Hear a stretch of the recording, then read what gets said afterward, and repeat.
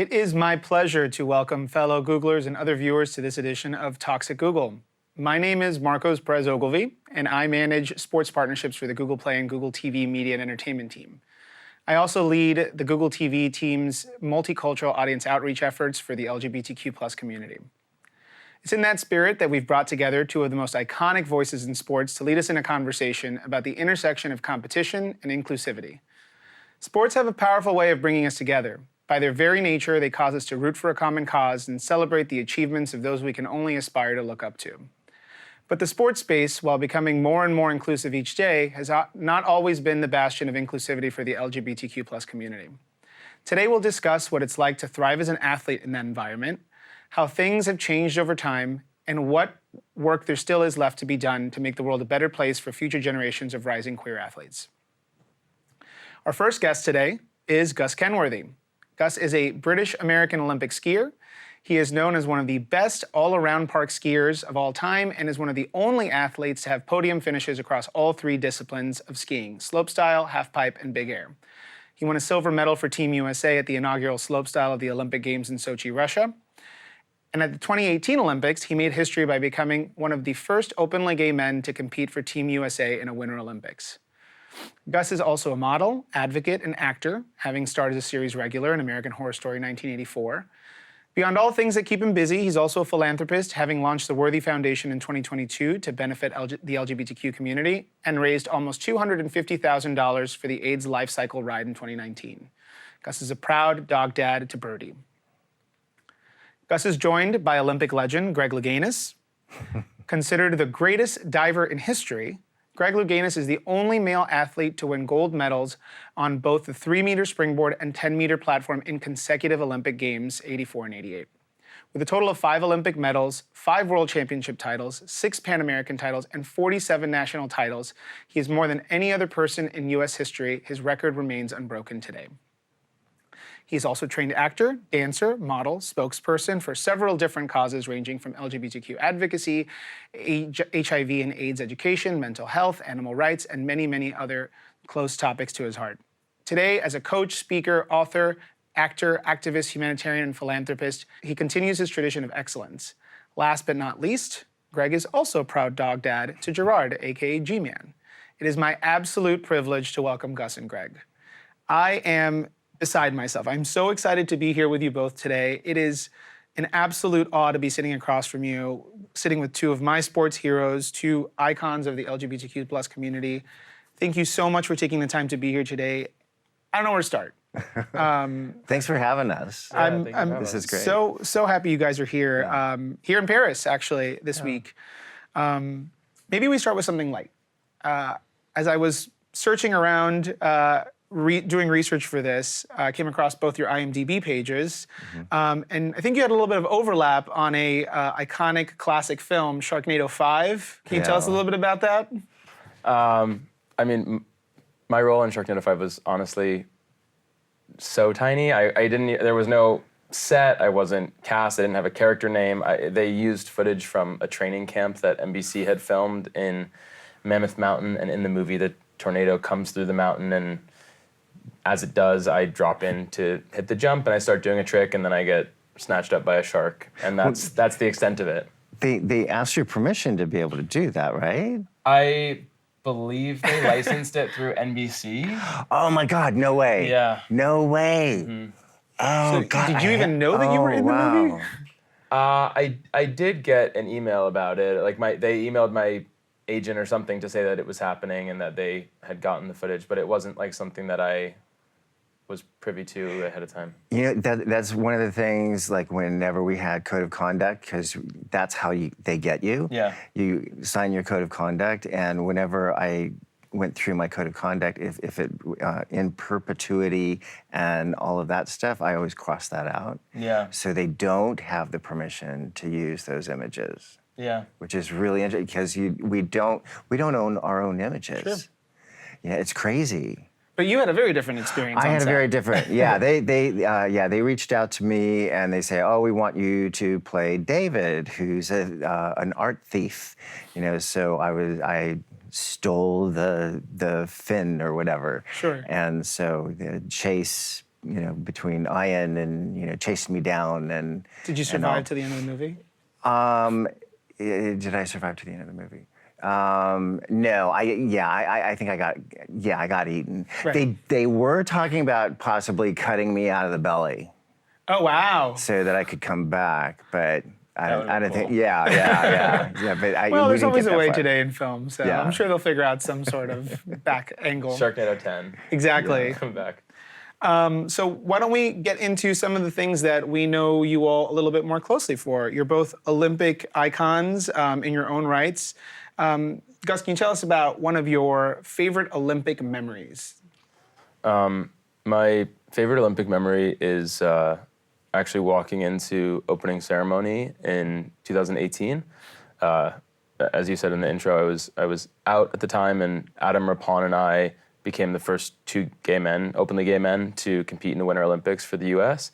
And we had been following each other on our qualification journey and like rooting each other on and sending each other messages, but we had never met. And so we got to meet for the first time in the hall where we were being held to go walk out. And a lot of people kind of walk in their group with their team, like the skiers will walk together and the ice skaters will walk together and the hockey players together. And I ended up walking with the figure skaters because we just talked the entire time until they were finally like, oh, you have to go out.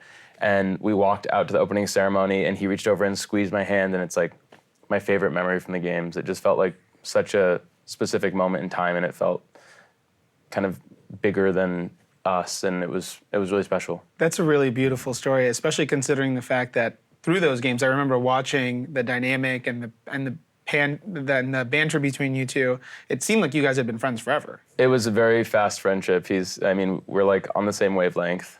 Yeah, I've been watching his coverage, not to talk too much about Adam, but from Connecticut for these Olympic Games, and it's been absolutely hilarious. He's one of the funniest people I've ever met in my life. Yeah, that's really awesome. And then Greg, can you tell us an Olympic moment, or maybe an Olympic secret that the average person doesn't know about? Olympic secret. What's something that most folks don't know about, like the behind the scenes of the Olympics? Olympic secret. God, I can't think of any.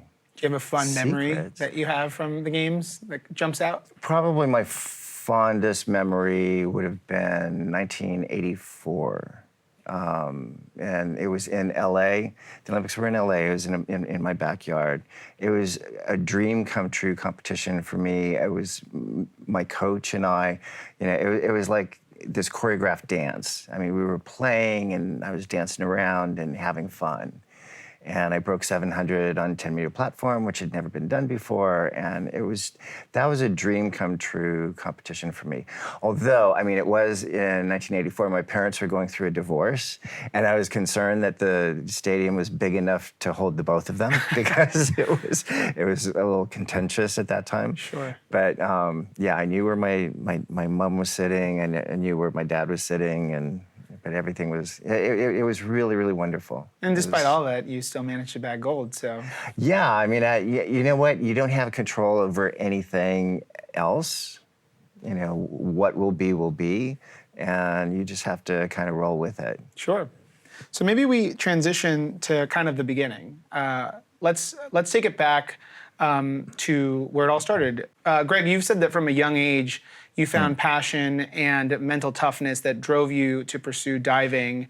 Where did that all start? How did you find the way to hone the craft? Yeah, well, it wasn't a passion for diving, but I started in dance and acrobatics when I was a year and a half, performing on stage when I was 3. Wow. And so when I was 3, I got a partner, and it was Eleanor Smith and Greg Louganis. So I got second billing at that time.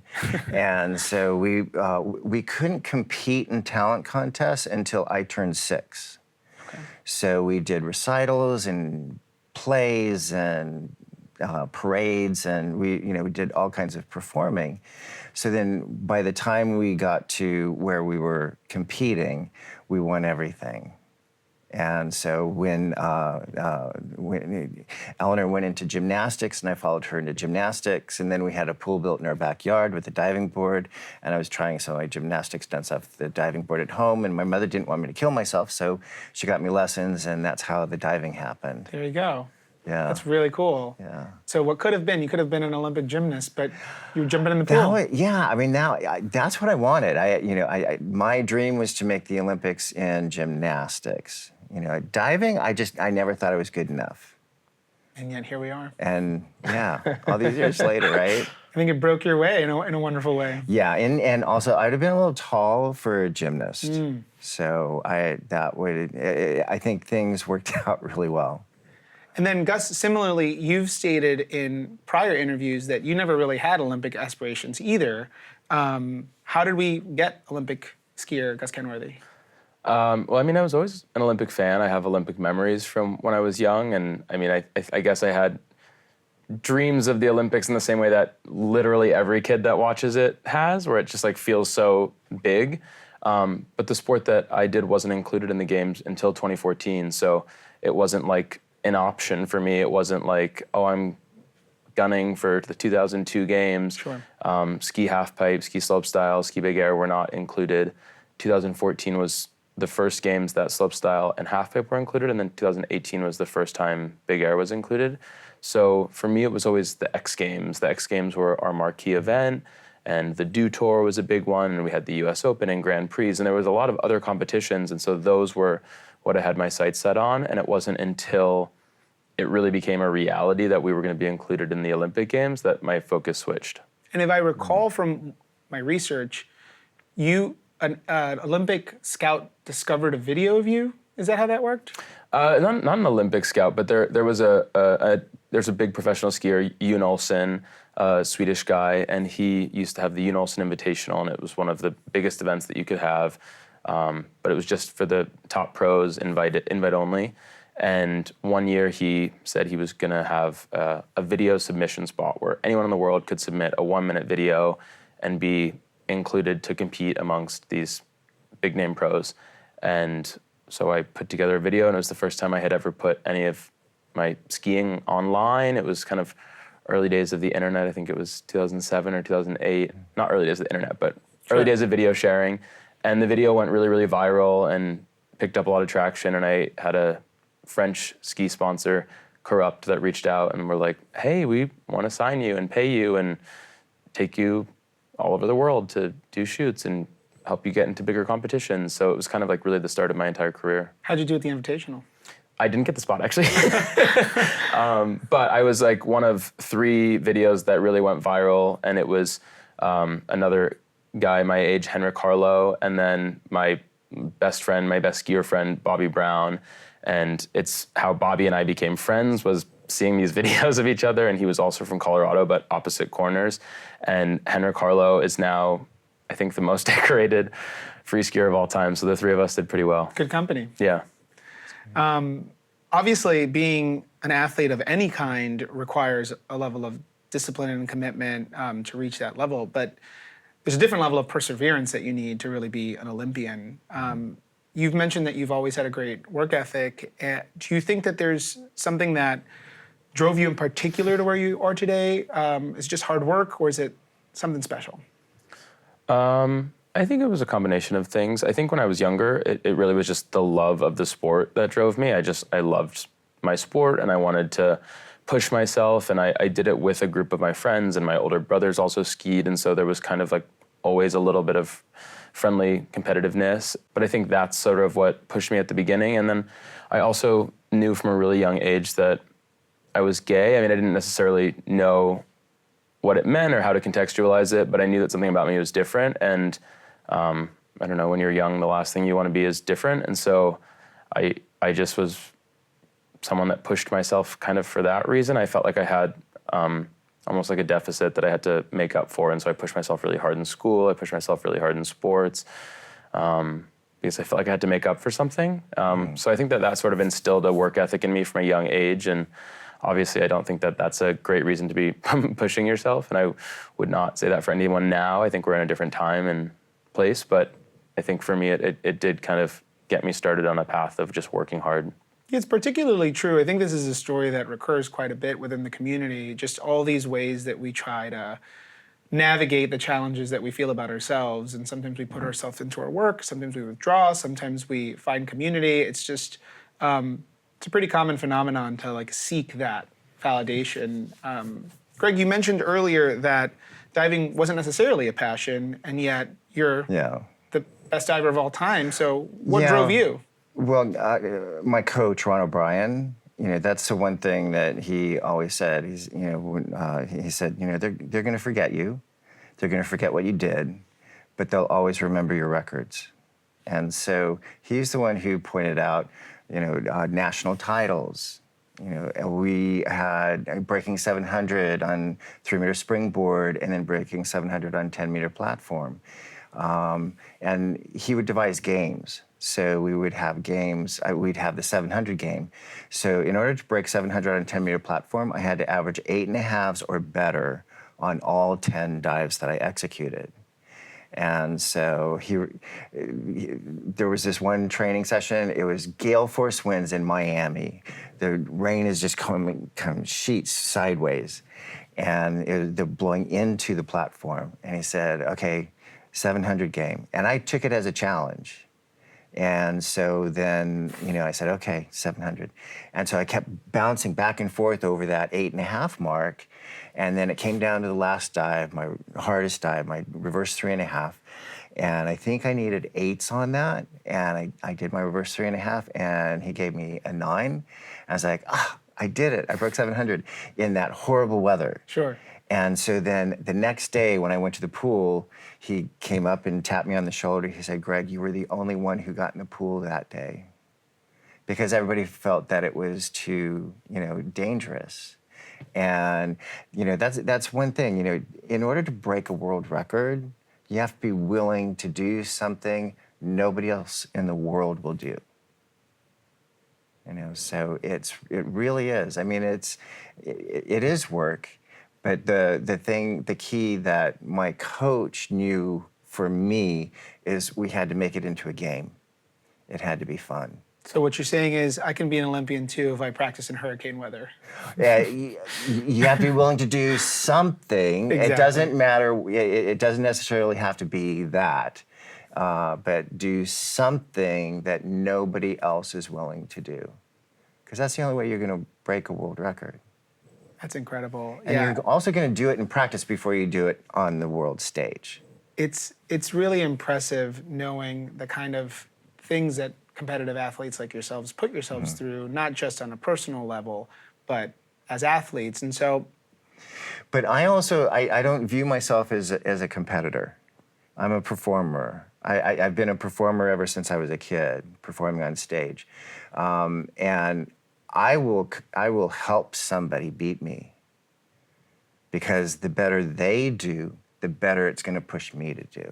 can you tell us a little bit more what you mean about that distinction between a competitor and a performer? Yeah. Okay. So, I was having a conversation with Michael Johnson, the sprinter, and he's very competitive.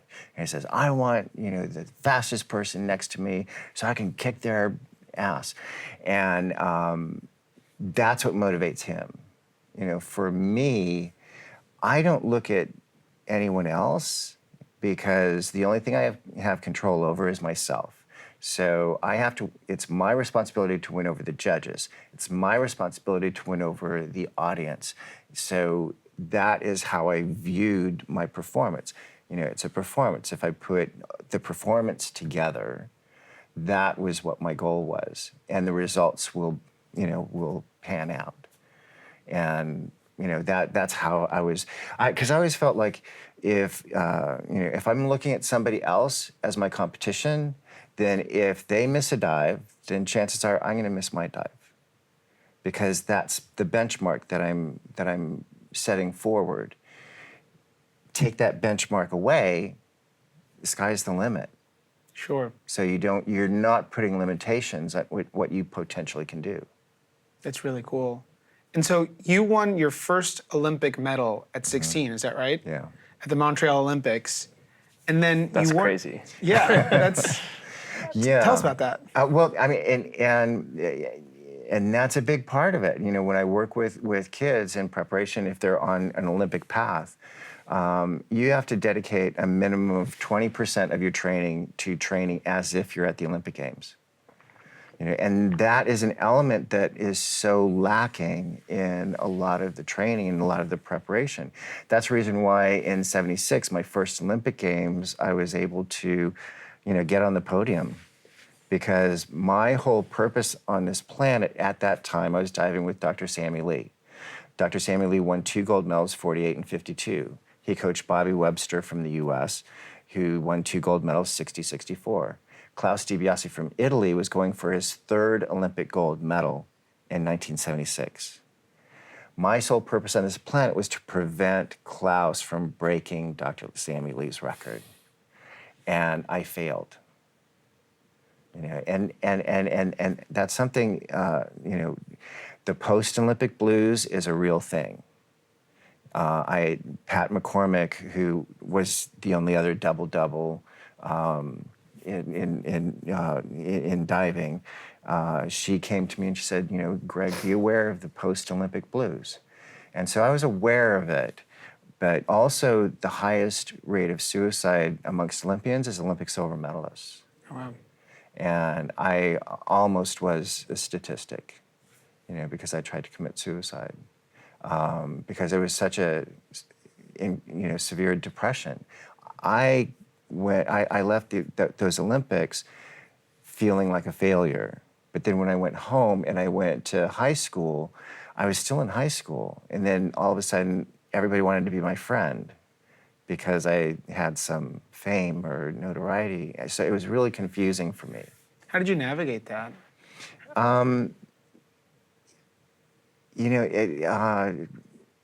It was really, really challenging. Because at that time, there wasn't a whole lot of talk about mental health. It was like, oh, toughen up, buck up, get back out there. And so there wasn't a whole lot of compassion. And so it was, kind of lonely and isolating. But fortunately, I came through. And Gus, you're also an Olympic silver medalist. Does some of what Greg is saying resonate with you? I'm like, yeah, I also thought about killing myself. I actually did. It wasn't so much actually for me that I was felt like I had failed at achieving gold. I was genuinely very, very proud of my silver medal, and the guy who won my event was also one of my best friends, Josh Christensen, and I was incredibly happy for him. And it was honestly his first really big career win, and it happened to be the Olympics.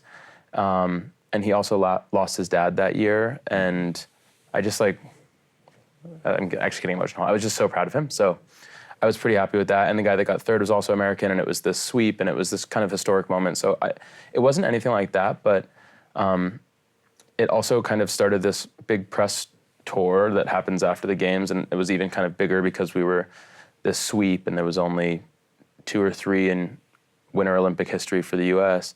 And we were sort of just being asked a lot of personal questions, which weren't even necessarily probing, but because I was in the closet, it felt really invasive, and I wasn't quite ready to speak my truth, and I wanted to, and I was sort of yearning to, but I hadn't told my mom, I hadn't told my brothers, and I didn't want them to find out when the world found out. And so I just kind of had to go through this whole press junket, kind of lying, and either lying by omission or dodging questions or just outright lying and being asked about dream dates and celebrity crushes and oh, it's these 3 young Olympic heartthrobs and they're all single, and I actually had a boyfriend at the time, but we were just both deeply closeted.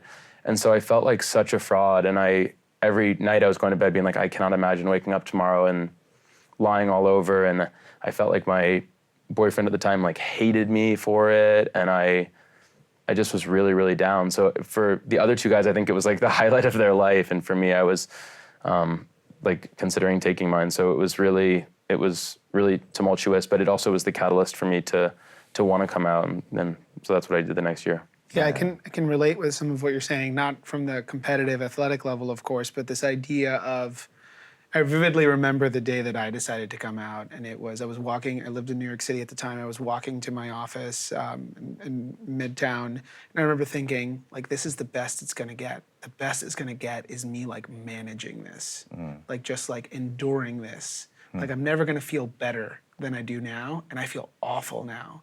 And that was, for me at least, the like catalyst that drove me to make a decision to change something. And I sought help. I spoke to a therapist who, to this day, I say was a terrible therapist. She gave me terrible advice, but just speaking to someone alone was just like cathartic in and of itself, and saying it out loud was so helpful. And so navigating that experience was, I think, so freeing. Absolutely. Yeah. And it does get better. You just got married. You just That's right. You just I had an did. I just incredible got wedding. married. Yeah, thank you. Thank you for bringing that up. Congratulations. Yeah, I remember, we were at that event for the U.S. Olympic Committee, USOC fundraising. And it was so funny because Gus came to me and we were chatting, and he was asking about, well, what's it like, coming out and the process and all that stuff. And so we were just chatting, and I was with my ex-husband now, Johnny, and he, turned to, Misty May, volleyball, said, what do you think those two are talking about? And then Misty May says, well, Johnny, Greg Louganis is the grandfather of LGBTQ AI athletes. Sure. What do you think they're talking about? Exactly. And I was like, oh my God, I didn't even have a chance to be a father. Right. I go right to grandfather. She's still younger It's than like, what's up with that? Yeah. Oh, it's true, actually. That was like during that whole sort of press junket. It was that summer right after the games. And I had told at that time, like,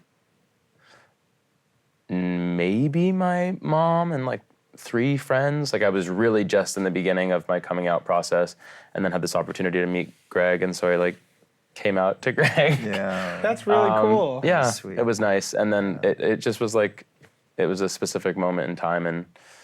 And I can imagine like it being closeted and not necessarily feeling comfortable in your own skin is an incredibly isolating an experience. Yeah. But to have that experience on the world stage with cameras in every direction, like, what was that experience like for you, Greg? Well, the bigger thing for me really was HIV, because at that time in '88, kind of the consensus around the country was, HIV, it's killing the right people, gay men, IV drug users, and prostitutes.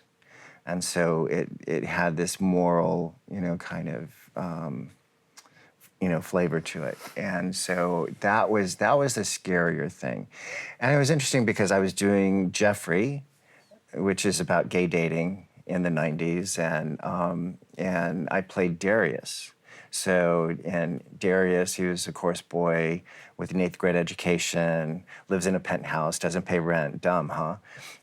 And so that was my character. I was able to, to play out my fantasies. He's out and proud and on TV, but also face my fears because he dies of AIDS in the play. But I felt that he delivers the most poignant message to lead character Jeffrey. He comes back and tells Jeffrey to hate AIDS, not life. And so through that process, I knew that my next step for myself personally was telling my story, coming out about my my sexuality, my HIV, having been in an abusive relationship. So in a way, when I was doing Breaking the Surface, my autobiography, I felt like I was sharing my weaknesses. But when I was on book tour, I realized by sharing my weaknesses, I was actually sharing my strength. Because people were coming to me and saying, you saved my life. And they came out to their friends and family about their HIV, or they came out to their family about their, their sexual, preference. And it's, I think, especially true in the world of sports, right? As young people rise through their own experiences and have people to look up to have role models like you two that are out in public about your experiences is so inspiring and helpful to so many. Yeah. Can you tell us about a time that maybe someone's reached out to you to thank you? Oh my God. Okay, so I was in the Gay Pride Parade in New York, and the book had just come out, and this young man, screams up at me and says, "It's about time you came out." Because I was out to friends and family. Sure. I just wasn't out. I felt like everybody's entitled to a private life. So that was kind of my policy, not to discuss my personal life with members of the media. And they respected that at that time. And so this kid screams at me, "It's about time you came out," because there was rumors and all that, and plenty to read between the lines. I didn't really try to hide it that much. But then a couple years later, after he came back to an event that I was doing, and he was so apologetic. He said, "I am sorry. I didn't know what you were going through, at that time." And so, because an abusive relationship, it's tough. I mean, you have to gain a lot of courage to leave that abusive relationship because you have absolutely no self-esteem. You think that you deserve that treatment, in your own head. So you have to heal, and in healing, be able to stand on your own 2 feet. And it's that, I think, a lot of that courage and resilience that you're talking about that probably has contributed to your ability to be such an advocate today and to speak for so many that can't speak for themselves. Yeah.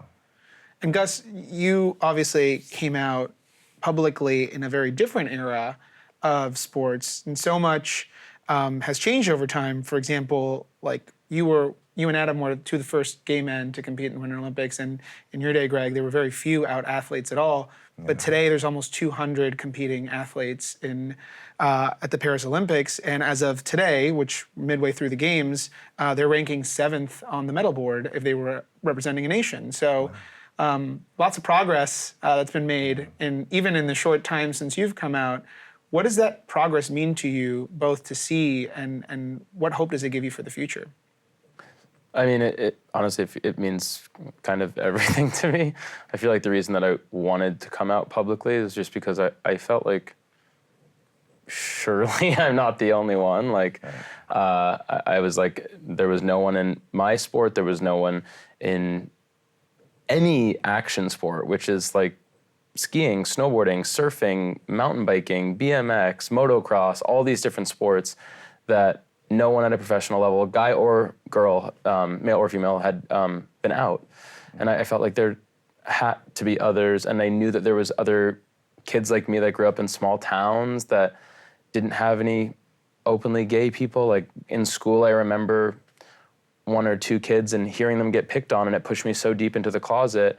And I felt like if I could speak my truth and share it publicly and like reach that one kid, reach myself when I was younger, I wanted to do that. And I feel like it has had that impact. I feel like I've gotten those messages a lot, and I've been told that a lot by people out, and it really is heartwarming, but it makes me feel like I did the right thing. And I also feel like in sport, it's so incredible to see that we've made so much progress, because I feel like sport is supposed to be for everybody. Like sport is something that like you cannot understand something that someone's saying. You cannot speak the same language. You have different religious backgrounds, different socioeconomic backgrounds, and someone can kick you a soccer ball and you can kick it back, and suddenly you're playing a game and you have something in common and you're bonded. And I feel like it's supposed to be that inclusive. It's supposed to be for everybody, but it's not. And I feel like so many kids and people at different levels of sport, whether it's college or high school or professional, have pulled the plug on their careers because they didn't feel welcome. And so to see athletes now that are speaking their truth, sharing their truth, competing out and proud, and also doing well, it's just such a beacon of hope. And I don't know, I would love to get to a point at someday where we don't have to like announce our sexuality. And I do think that people are entitled to a private life, and it's sort of not anyone's business, but I do think that it's really special right now to be seeing so many people that are sharing that side of themselves. I think we're getting there, because a lot of the youth, the younger athletes, it's like, okay, why are we talking about this? It's not, the non-binary, all of that. I'm getting education, from a lot of that.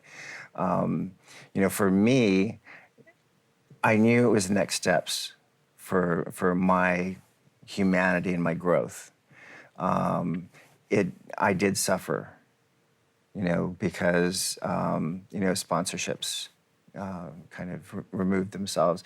And the biggest one was in 1990, I was being considered to do commentating. Well, who I was up against competing, to get the spot for 92, informed the producers and director about my HIV status. So in 1990, I would have been a liability, and I couldn't speak up. I couldn't say anything because it was a secret. So I stepped away, really backed off, just because I was just so hurt by that. So, yeah, but, to see Gus and Adam and Matthew Mitchum and Tom Daly, to see them be able to, really flourish, it's great, that somebody had to do it. Somebody had to start. Also, us being able to do that is a product of Greg and Greg's story and your journey and anyone that was out before us. And had I been competing in my sport 10 or 20 years before I did compete in my sport, I would not have been able to come out the way that I did. It's just a product of timing, and I don't know, we owe so much to you. Yeah. We'll end on a couple of notes because we're almost out of time. What can we as a community, not just the LGBTQ community, not just allies, what can we civilians do to make sports more of an inclusive place? What would you tell us to continue this trend of progress for younger generations? Yeah, right now I feel that the biggest challenges that we have is in the trans community, because there's so much misinformation, about trans, so, just be open to listen. I had an experience in '88 when I was diagnosed HIV positive. Then they wanted to treat me very aggressively. They put me on AZT right away. And so a part of one of the side effects of AZT, low testosterone. I was literally crawling from my bed in the morning to the bath and pouring myself the hottest bath that I could stand so I could just touch my toes and function. I thought I was overtraining. I didn't have anybody to talk to about my being on AZT, my medication. AZT is a very, very toxic drug. Any of the people who tolerate it didn't tolerate it well. And I looked at my performance in '88 with new lenses about, what that medication was. I wasn't spinning as fast. I wasn't jumping as high. Just a year prior, because that was the Pan American Games, and taking those two competitions side by side, there's a visible difference. So I was really, really lucky. I was fortunate that I was able to do, what I was able to do. But I also have that understanding of what hormones can affect and how they affect you. That depletion of strength and endurance and all that. So it's really important, I would think, to continue that conversation and Yeah. create open forums to be able to speak about these topics and issues and make it more welcoming for people to learn. Yeah, I also think that the people that have strong opinions against it are not people that are impacted by it, which is Sure. what seems to always be the case. But it, at the end of the day, affects kids more so than anybody. And as I was saying earlier, I think sport's for everybody. I think that kids should be allowed to participate in sport no matter what. And any sort of harmful legislature, any sort of attack is ultimately hurting kids. Yeah, because sport creates community. And You learn teamwork, camaraderie, work ethic, drive, discipline. Yeah. Yeah, there's so much that, that we get from sports, and especially, somebody in the trans community, that's where, a lot of them find a lot of healing, and I think that, a lot of us, gay, straight, just in general, we find a lot of healing through sport. Yeah, I think You said it well also, Gus. It's that community building, right? Like we're always looking for people that understand us. And so to find that through sport and to create that and enable that, I think is really important for future generations. I think we're just at time, so I have 2 more questions and we'll wrap up. Okay. Start with you really quick, and I'm going to ask you the same question. What are the next big projects that we can hope to see you in? What's the future of Greg and Gus look like? For me, I'm pursuing an acting career, and also interested in hosting. I have a couple of show ideas that I've been developing for an unscripted sort of format, and hoping to start kind of pitching that soon and hopefully selling it and having a show to host. But I've also been taking acting classes and auditioning, and have had a few pretty big roles recently that I've been like up for, close for. So I feel like I'm right there, and hopefully, be doing a lot more acting. And otherwise, still having a little bit of FOMO from not competing, and it's like hard to watch my friends compete and hard to watch my sport and not still want to participate. But I'm also enjoying not constantly being worried about injuries, and I had a few bad head injuries my last year doing it. So I'm feeling good about kind of just being healthy, being safe, and getting to spend a lot of time with my friends and my dog. Hopefully we'll see you back on Drag Race soon enough. I hope so. Oh my God, it's my favorite show. I want to go back. Greg, any fun projects for you down the pipeline? Well, I've got a children's book that I'm working on. That's amazing. With a friend of mine, and I also, was writing a musical based on my life story. Very cool. With a friend of mine, Patrick Allen Casey. We've got the music. We just got to put the book together. Wait, that's amazing. That's exciting. Yeah. I really hope that gets picked up soon. Yeah. I'll start calling everybody I know. We'll go. talk off camera about this a little bit more. Perfect. And then we'll wrap up with one fun little thing that we like to do here at Google. We're just going to go rapid fire without thinking too much. Just going to ask you some quick questions. Best movie or TV show you saw in the last year? Hacks. Favorite movie of all time? Of all time? Well, okay, yeah, it's up there. My Octopus Teacher. Oh, that's a great one. Love that. Who do you think is your favorite rising athlete of today? There's an Italian pole vaulter that I'm interested in his career after this Olympic Games. Good to know. And Greg, tell us about who you think is the GOAT of sports. Pick one. GOAT of sports. Yeah. Oh my God. These are hot takes. Rapid fire. I'd have to say Michael Phelps because of all the medals that he won. 23, but right? also Simone Biles. Simone is just that next is level. just unbelievable. I mean, her dominance. And Especially over a long period of time and coming Yeah. back, everything. Simone, to for come me, Simone's back with GOAT. such a focus on mental health and self-care Well, was both just of such a them. valuable. Yeah, it's true. Both And of Michael, them. Michael Yeah. talks a lot about the importance of therapy. All right, last one for you is leave us with one piece of advice for young athletes or just young closeted people that might be looking for a little bit of guidance on their journey.